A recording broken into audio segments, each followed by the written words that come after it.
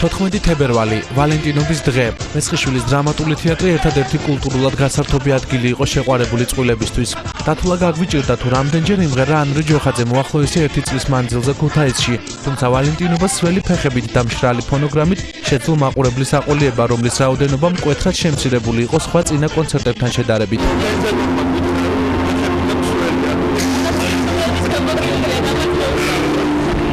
გაგვისკდა საბურავი რიკოტზე და ძალიან გამწარებული ჩაგვეგდოთ ეულა.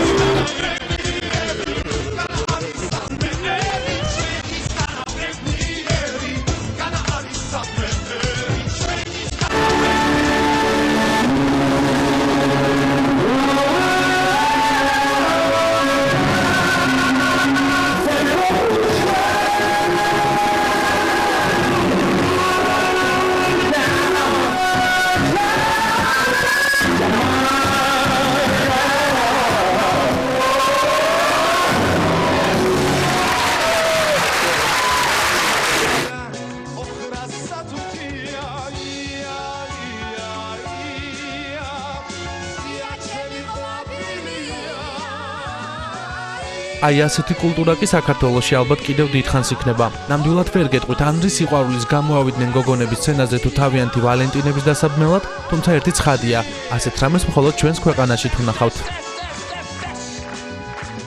სიცილეს უკვე ვეღარ ფეხებიც გამიშრა. არა, გავწმი, იმიტომ სვენელი ძმილია. ქუთაისო ჩემო დედულეთო ისმა შევასრულო, აბარო.